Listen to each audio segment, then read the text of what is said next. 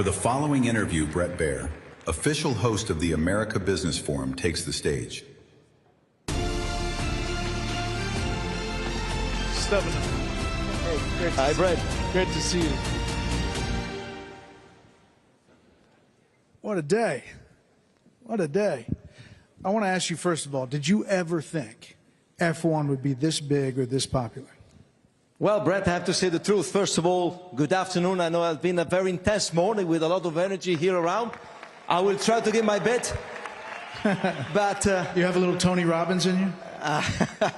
Well, I have to say the truth. I mean, I was not expecting that we had such a growth in this incredible country. But that's why we are here. We just to try to grab every single occasion to make this business bigger than ever. And we know that in this lovely, incredible country, we have potential to keep growing. You know, looking back at your early life, when did you first realize that racing would be your calling? Well, I was born in a city where, you know, quite famous in Italy for racing track. And when I was at high school, I was always going to the track to help the organizer to be part of that. And, you know, it starts since the beginning. When you live the sport in the way that I lived since I was a kid, you will hope that one day you can. But, you know, if I look back, I would never thought that was possible for me. You know, I was doing school. At the end of university, I sent my CV to a lot of companies. One of them was Ferrari, as you can imagine. I was living very close to the place where this incredible brand is and is still there. And when they hired me in 1991, I started a journey that, you know, I was not thinking it was possible for an Italian, for me, coming from a normal family, able to do, you know, step by step what I did in my career. So, well, incredible from one side, but fascinating on the other side too. Before becoming CEO of Formula One, you had really many lives along the way. Team manager, sporting director, team principal, Ferrari executive at Audi, CEO of Lamborghini. That's a lot. Which one of those chapters do you think shaped you most as a leader? Well, I think that no matter is your career, I think that at least my approach to that is always listening, focusing on trying to improve every day, try to give you target on what can happen in your life. And of course, you cannot choose your boss, or you can if you can. But just to try to be surrounded by people gives you right motivation. I was lucky enough to be able to grow transversal in a great company, so I was able to capture different experiences. For me, the most important thing is try to see as a leader and try to replicate the fact that you want to do something unique for the people who are working for you. You need to be a role model. You need to make sure that you don't behave the way that you want that the others behaving with you. And try to be resilient on the fact that if you believe in something, you need to take any single opportunity that you may have. You may have failure, you may have defeat. In the world of sport is happening quite often, but never give up. Stay focused. So motorsports is kind of unique in that it's a mix of passion and pressure. So what kind of values did you lift up to kind of keep you measured in the highs and lows? Because there's a lot of them in your sport. Well, highs and lows is part of our life. And the more you grow, the more that you have to know that the pressure is part of your sphere, is emotional, is rational, is something that you are not built for that. Of course, you cannot believe that you can have certain responsibility. So you need to take that as a sort of positive boost to try, first of all, to control yourself and try to keep the right pressure on the people working for you in a way that there is the right tension, positive one, to motivate them to improve the way that they work with you, but always never crack under pressure. Otherwise, you're going to be a disaster. And the more you are on the high side, the more the air is less. So you need to make sure you breathe every single moment in the right way. Yeah. So as you look at your journey, what was the moment that made you feel, this is what I need to be doing, this is what I'm meant to do? You know what? I think life is full of moments. Every single moment has to put in the perspective of what's your life and what you're living. And I think that, for example, today, the opportunity that Mayor Francis gave it to me and to us is unique. And I need to breathe because, you know, thinking that I represent an incredible sport and a human being representing, you know, people behind me that has a trust in me, a great world behind that is another moment where, you know, I go back home. Tonight I have to go to Brazil for the race thinking, you know, mission accomplished today, looking forward to the next one tomorrow. You've led some of the most competitive people in the world. I mean, a lot of very competitive people. So what have they taught you about how they handle pressure, how they handle failure, or even maybe what they taught you about ego? Well, ego is an approach in our world that is quite common. But that's part of the game. You know, the more you are in the high peak of sport, the more egos has to be managed. And my job is to be like a sort of director behind the scene, try to manage everything. The ego is good if it's performing the right way. We need to have, you know, jewel. We need to have people that are the face of a sport. We need to create, or we need to have certain drama that is getting the right attention. But what you learn in a high-performance world is that the difference is here. It's the way that you approach the things. It's not on the basic things that when you are there, you need to give them for granted. It's really how to perform, how you're able, first of all, to give to yourself targets every day. I mean, I'm very basic on that. I try to be, as a reference, you know, how many decisions I take every day. How many decisions I've taken today. Because I'm in a position where I cannot sleep. I cannot sit in a sort of comfort zone. But that's, if you take it the right way, is the way to look and to motivate the people under you to be even more protagonists. And today, I use that word because we need people that feel to be protagonists on what they're doing. At all level, at all level. We are such an incredible business now that everyone counts, everyone making the difference. So that's what I'm trying to make sure that everyone understands this. This is a matter of being unique in everything that you're doing. I always loved looking at the cars, but I was never really into the races until my two sons got into the Netflix show, Drive to Survive. And then we went to the F1 movie and with Brad Pitt. Fell in love with it. They were already in it. Formula One, you've seen massive growth over the past few years. You've turned this into like a global phenomenon, cultural. From that Netflix to Las Vegas to engineering and emotion. And I think we have a video to watch here. For decades, Formula One was a world celebration. So as the sands of time run down to the end of this magnificent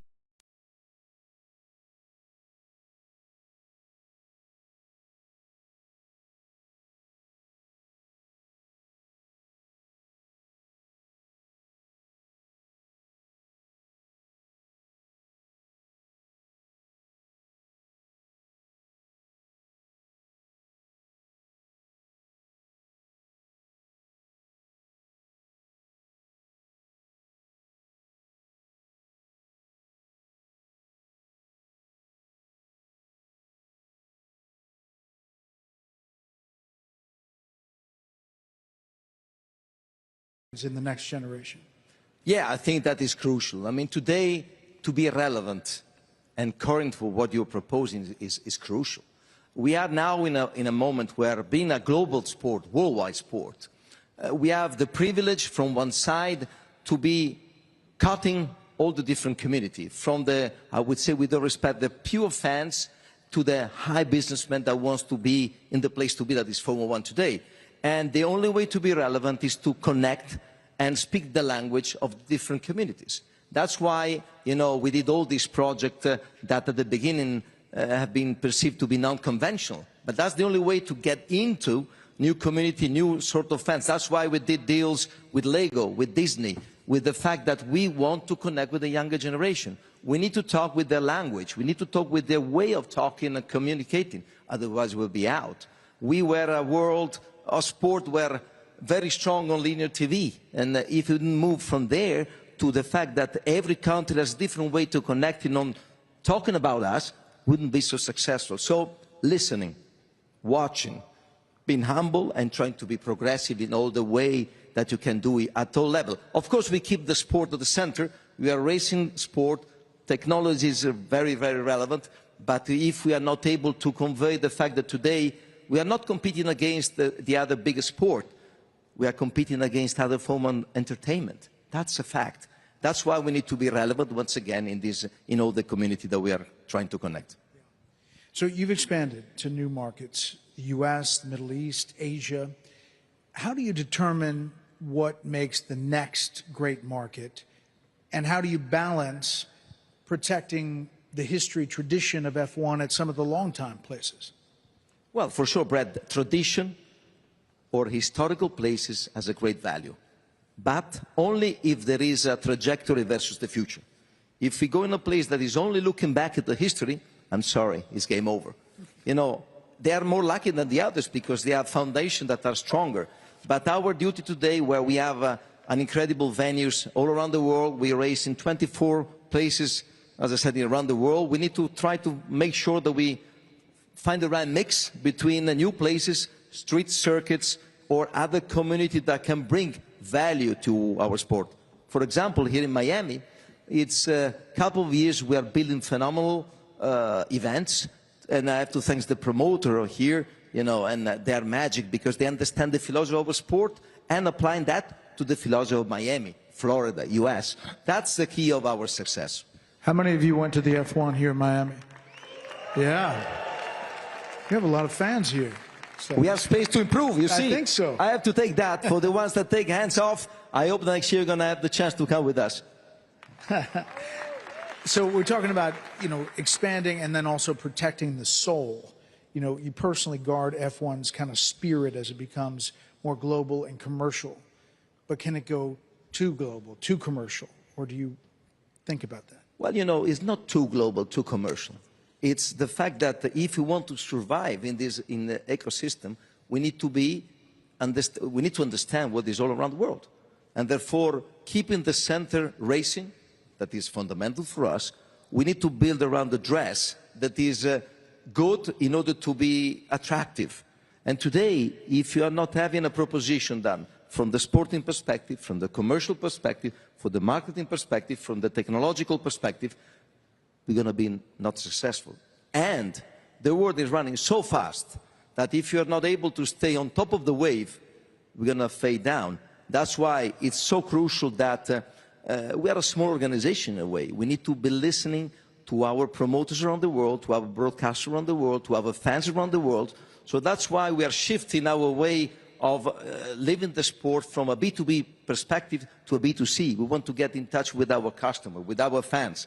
And that's the only way for us to keep being relevant for the future. So next season, there's some new hybrid engines running on advanced sustainable fuel. Will fans be able to notice a difference, these changes? Well, I think that the puristic fans, the super avid fans, they understand exactly what we're talking about. For us, it's relevant to be talking of something in terms of sustainability where it's relevant for the world. We didn't believe in the full electrification since the beginning, with all respect. We said that the hybrid represents the future of mobility with sustainable fuel. And if you think that today we are talking about a fleet of normal cars, more than 1.8 billion, just cars, you need to add commercial vehicle, trucks and so on, you know that it's impossible to fully electrify the world. So the only way to go and to keep the mobility at the right level of technologies to go to hybridization. We were the first in 2014 to be with the hybrid engine. We didn't sell that story very well, but now we want to make sure that everyone understands that sustainability is part of our project. That's why, we take the commitment to be neutral, carbon neutral within 2030. That's why, together with the promoter, together with the logistics, because we are traveling around the world, we have seriously committed to this goal that is relevant for our society. And that's why, if I may, I do believe that our goal is to try to be as relevant as possible.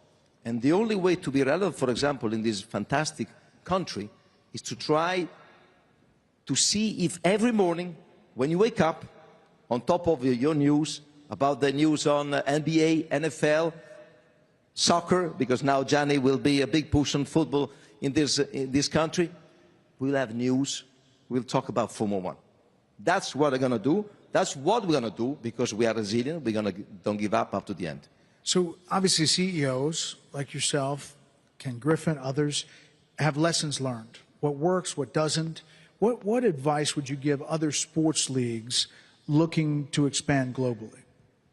Well, I think that if you want to expand globally, you need to understand the culture of the different countries. We cannot give it for granted that something that is successful in one place is the same on the other side. So what we need to do is to make sure that we do the right synthesis to have one product that is successful all around the world. That is not easy, but it's the beauty of our job. That's pretty good. You know, Formula One pushes the boundaries of technology. It also pushes the boundaries of human courage. If you watch these guys going across the tracks all over the world, how do you see the spirit inspiring kind of broader change when it comes to something like sustainability, when it comes to something like, you know, plugging into your community, that sort of thing? Well, I think that F1 is fascinating in my perspective, in my opinion, because it is something that is involving the human being at all levels, at the maximum level of competition. And we are young performing. If you think about what our drivers, they are fighting for tenths of a second. We're talking a difference between one or the other of a blink of an eye. So how you can perform as much as you can to make sure that you're faster than your colleague. And this is involving not only your skill, but also the skill of the engineering that is around you. We are talking about the precision that is in a millisecond difference. So it's fascinating. And the technology, you know, we are talking a lot about AI, has to be a service to that. We will never see Formula One where the human being is not the differentiating factor. That's the beauty of our sport. It's non-negotiable in a world where technology is part of our DNA for sure. But AI is changing things, right? From the engineering, from how you operate. Yeah, in our TV production, AI is helping us to give information quicker. You know, we want to give the radio messages in real time. We want to try to avoid the delays that are not good for the narrative of what we are doing. Therefore, it is there, but it's helping the people to understand better, helping the technology, as I said, to make sure that at the end of the day, the difference is in the hands and the head of our drivers. Looking at the F1 movie with Brad Pitt, you know, it was a great movie, and it was exciting. And there was this question about what percentage of Formula One victors is the driver, and what percentage is the team and that car and making that car what it is? Well, for sure, if you have a very bad team or a bad car, even if you are the best in the world, you cannot win unless you are very lucky. Therefore, everything has to be pushed to the limit. At the end of the day, in certain conditions, the driver is the one who is able to make the difference, for sure. But that's why we call our team sport, because without having a good team of mechanics, of engineers, of people that are working to make sure that you have a better car than the other, you know, the best team in the world cannot win. It's a team spirit work. It's, in any case, something that is relevant to the fact that, you know, the drivers are only 20 in the world. They are, in a way, doing an incredible job where the pressure is very high, when they have to make, in a blink of an eye, decision that a normal human being will not be able to take. And what is fascinating, and what I lived in these 30 years of my experience in Formula One, they are able to slow down every single frame at the highest speed ever in order to, every single frame that is passing through their mind, maximize the performance. This is something incredible, if you think. So decades from now, as you deal with future fans, let's say, looking back at this era, what do you want them to feel about the journey of Formula One? What do you want your legacy in shaping this to be? Well, I don't want to say it's ours. It's a part of all the stakeholders, the teams, our team, because it's such an incredible privilege to be leading the sport. But it's a teamwork. I think that for me, the relevant things to say is that we are shaping the sport that is adapting on the evolution of the world, keeping, you know, the DNA of racing at the center, but not sleeping in the old good days, but always looking every day ahead.